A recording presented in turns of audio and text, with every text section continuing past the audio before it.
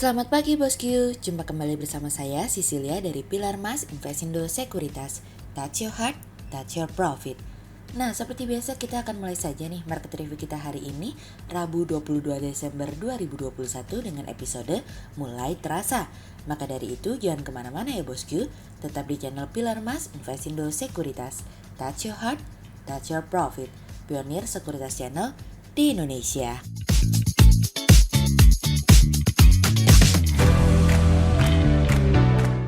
Seperti biasa kita akan mulai dari Global Economics Calendar. Ada berita dari US Current Account Bloomberg Balance yang turun dari sebelumnya minus 198,3 billion dolar menjadi minus 214,8 billion dolar. Kemudian ada dari Eurozone Consumer Confidence yang turun dari sebelumnya minus 6,8 menjadi minus 8,3. Kemudian kita beralih ke corporate news. Ada berita dari PT Wahana Interfood Nusantara Tbk atau COCO yang siapkan belanja modal 41 miliar rupiah untuk tahun 2022 dari kontan.co.id. Kemudian ada dari PT Sarana Menara Nusantara Tbk atau TOWR yang memproyeksi pendapatan perusahaan di akhir tahun 2021 bisa tumbuh lebih tinggi dari target awal dari kontan.co.id. Kemudian ada dari PT Indosemen Tunggal Prakarsa Tbk atau INTP yang mencatatkan volume penjualan semen sebesar 1,6 juta ton di November 2021 dari kontan.co.id. Kemudian pada perdagangan hari Selasa tanggal 21 Desember 2021, IHSG ditutup menguat 7 poin atau 0,11% menjadi 6.554. Sektor industrials, properties and real estate, energy, basic materials, financials, consumer cyclicals bergerak positif dan mendominasi kenaikan IHSG kali ini. Investor asing di seluruh pasar membukukan penjualan bersih sebesar 331 miliar rupiah. Kemudian kita akan masuk ke market review kita hari ini. Cerita hari ini akan kita awali dari Omicron ternyata berdampak. Omicron saat ini sudah mulai memberikan tekanan terhadap prospek pemulihan ekonomi global yang dapat menghambat pertumbuhan ekonomi.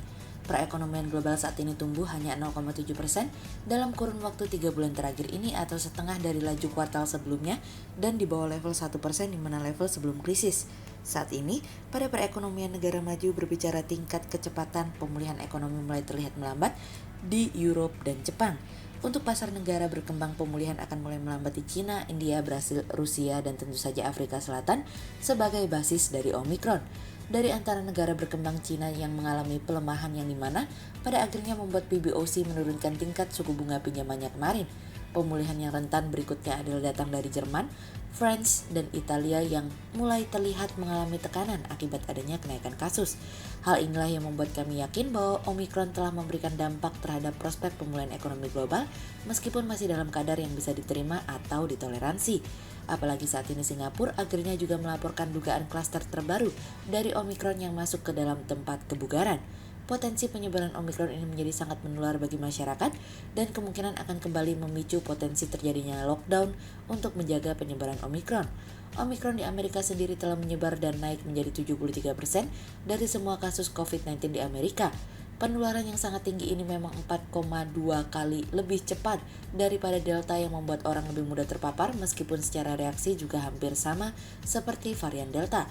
Apa yang terjadi di Singapura telah membuat Perdana Menteri Lee Hsien Loong memperingatkan bahwa kedatangan Omicron dapat membuat Singapura mundur beberapa langkah untuk melakukan pembukaan kembali perekonomian di Singapura sebelum pada akhirnya kembali melangkah maju. Singapura sebetulnya salah satu negara yang tingkat vaksinasinya yang tertinggi di dunia.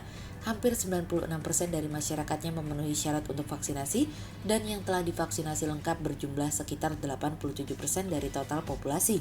Dan lebih dari sepertiganya telah mendapatkan suntikan booster. Singapura juga mulai merencanakan untuk melakukan vaksinasi terhadap anak-anak dari usia 5 tahun hingga 11 tahun. Thailand pada akhirnya juga menghentikan program masuk tanpa karantina karena potensi penyebaran Omicron yang dibawa oleh turis asing. Perdana Menteri Thailand bersama dengan panel COVID-19 akhirnya menangguhkan persetujuan mengenai masuk bebas karantina hingga 4 Januari mendatang. Saat ini Thailand tampaknya juga jauh lebih siap dengan situasi dan kondisi saat ini, sehingga kekhawatiran akan lockdown tampaknya semakin mengecil. Meskipun demikian, Thailand mengetahui apa yang harus dilakukan di tengah situasi dan kondisi saat ini. Namun Thailand sendiri sudah meminta kepada warganya untuk tidak bepergian apabila tidak diperlukan, terutama ke Eropa, Amerika, Afrika, dan Timur Tengah. Thailand sendiri diperkirakan apabila Thailand kembali melakukan pembatasan maka diperkirakan akan menyebabkan terkontraksinya ekonomi sebesar 0,3% pada tahun depan.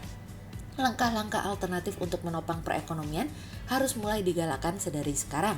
Tidak terkecuali Jepang, yang dimana akhirnya Jepang kembali memulai industri chip dengan mulai menawarkan 10 triliun yen atau 88 miliar dolar untuk berinvestasi dalam pembuatan chip dari Jepang. Pendanaan tersebut diharapkan dapat berlanjut hingga beberapa tahun ke depan. Kekurangan chip yang tengah terjadi saat ini membuat negara-negara mendorong industri chip dan menopang pasokan khususnya terhadap kebutuhan dalam negeri. Meskipun Omicron masih menjadi perhatian pelaku pasar dan investor, namun hampir di semua negara sudah memprediksi bahwa hal ini akan terjadi, sehingga mereka menyiapkan langkah-langkah yang lebih cepat maju untuk mempertahankan prospek pemulihan ekonominya. Kemudian cerita selanjutnya datang dari "Ya, kok batal?" Batalnya penurunan tarif pajak penghasilan badan usaha atau PPh badan dinilai akan meningkatkan beban pengusaha di tengah progres pemulihan dan kenaikan biaya produksi. Pemerintah dinilai perlu menjaga insentif agar penambahan beban tersebut tidak menghambat proses pemulihan dari kinerja perusahaan. Pemerintah Provinsi DKI Jakarta mengubah besaran kenaikan upah minimum provinsi menjadi 5,1% dari semula 0,85%. Berdasarkan formula tersebut, UMP DKI Jakarta pada tahun depan naik Rp225.667 menjadi Rp4,64 juta. Selain itu, pada tahun depan pemerintah memutuskan bahwa tarif PPh badan tetap di angka 22%. Selain perbandingan, besaran PPh badan dari negara-negara ASEAN adalah 22,17%. Lalu tarif PPh badan rata-rata dari negara-negara anggota G20 adalah 24,17% dan rata-rata anggota Organization for Economic Cooperation and Development atau OECD adalah 22,81%.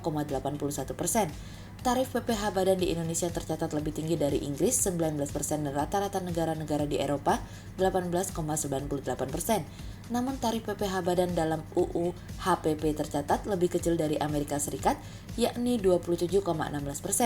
Pertumbuhan ekonomi di tahun 2022 yang diproyeksikan lebih tinggi dari tahun 2021. Dengan pertumbuhan ekonomi yang lebih tinggi seharusnya memberikan efek pemulihan, tetapi karena tahun depan efek pemulihan divergen antar satu sektor dengan sektor yang lain, maka dampak kenaikan beban PPh dan UMP juga akan berbeda ke satu sektor dengan sektor lainnya. Perlu ada upaya keras bagi perusahaan untuk dapat pulih pada tahun depan dan mau tidak mau harus menyesuaikan rencana kerja. Salah satu bentuk penyesuaiannya adalah dengan menunda langkah ekspansi bisnis dan melakukan efisiensi. Di sisi lain, sejumlah sektor berpotensi tumbuh dengan optimal pada tahun depan seiring membaiknya kondisi perekonomian seperti jasa komunikasi, keuangan, dan beberapa industri manufaktur. Sektor-sektor itu dapat mengompensasikan keuntungannya kepada kenaikan PPh dan distribusi UMP. Harapannya sekarang ada pada insentif pemerintah, tetapi perlu diingat beberapa insentif pemerintah atau kebijakan fiskal seperti insentif pajak mulai dikurangi oleh pemerintah. Sehingga pemilihan insentif ini siapa sektor penerimaan kami kira menjadi penting untuk mendukung kelanjutan proses pemulihan dunia usaha di tahun depan.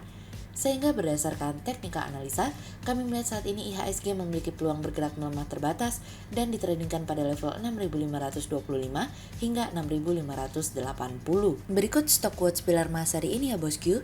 Yang pertama ada dari Wika, kemudian yang kedua ada dari Pawon, dan yang ketiga ada dari SMRA. Berikut dua saham yang kami analisa hari ini ya bosku. Yang pertama ada dari INTP atau PT Indo Semen Tunggal Prakarsa Tbk yang mencatatkan volume penjualan semen sebesar 1,6 juta ton di November 2021.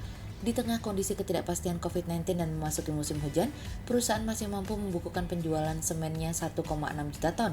Hal ini mencerminkan masih adanya daya beli masyarakat akan kebutuhannya semen dalam menunjang aktivitas renovasi, proyek konstruksi, dan juga tidak terlepas brand dari semen tersebut.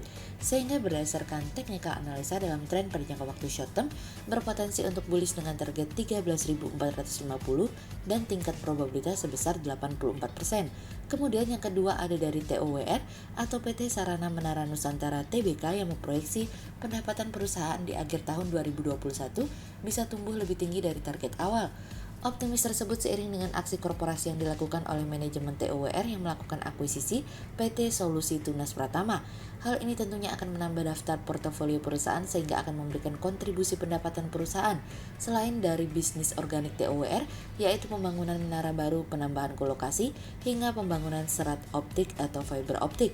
Sehingga berdasarkan teknika analisa dalam tren perjangka waktu short term berpotensi untuk bearish dengan target 1050 dan tingkat probabilitas sebesar 58%, sementara dalam jangka waktu long term berpotensi untuk bullish dengan target 1900 dan tingkat probabilitas sebesar 73%.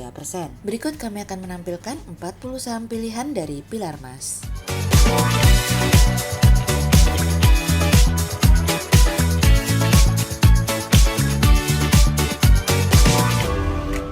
Sekian untuk review market kita kali ini ya bosku. Untuk info lengkapnya bosku bisa download PDF dengan klik link di bawah video ini, atau bisa juga langsung akses ke website kami di www.pilarmas-investindo.co.id.